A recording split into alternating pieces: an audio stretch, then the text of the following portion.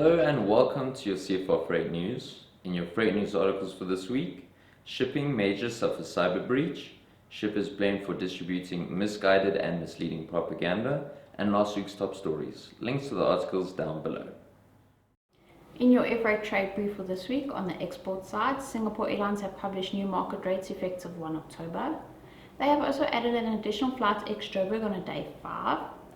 Lufthansa's flight schedule ex-Cape Town will increase to 5 days a week from October, so the departure days will be on a day 1, 3, 4, 5 and 6.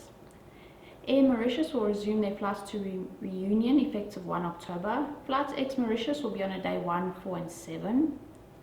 On the import side, ex-Beijing. Rates ex-Beijing to Johannesburg are similar to those seen ex-Shanghai, with changes being regular and unpredictable. Carriers will not offer any sorts of rate commitment and will only quote on a case-by-case basis.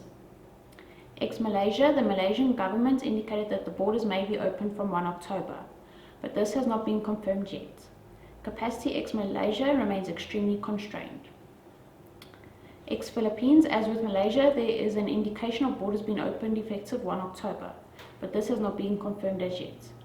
Rates remain on the high side, with freight rates to South Africa changing on a regular basis as with the rest of the world. The United Arab Emirates, our partner in Dubai, has provided information as to the current market situation, which is that capacity is extremely constrained. Emirates are facing challenges with the uplift of freight from Dubai to Joburg, and there appears to be a major backlog of freight resulting in major delays.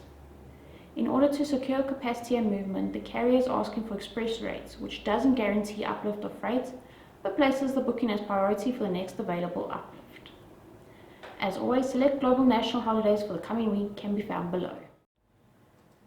And for your ocean trade brief, in the North American region, equipment shortages, transport delays, terminal congestion, and high cargo demand continue to impact all services in the US, with the West Coast and Midwest regions being the most severely impacted.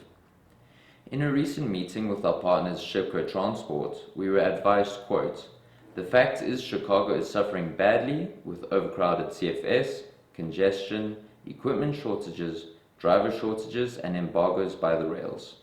A container today doesn't get on the rail for an average of 2 or more weeks if we are lucky.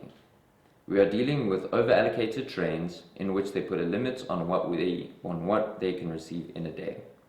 They see no end to this problem anytime soon.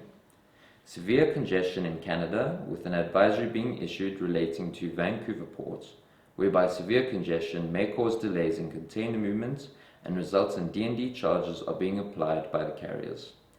In the Indian subcontinent, all services remain heavily congested with very limited carrier capacity.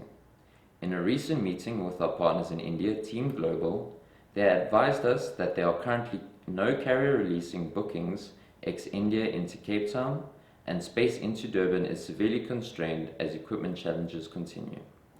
Finally, in Australia, lockdown restrictions and industrial action in the ports of Sydney continue through early September and has impacted services and caused heavy congestion. Erratic schedules and equipment shortages is still evident in this region. For the full ocean trade brief, please see the links down below. Thank you for watching CFR Freight News, and we'll see you again next week.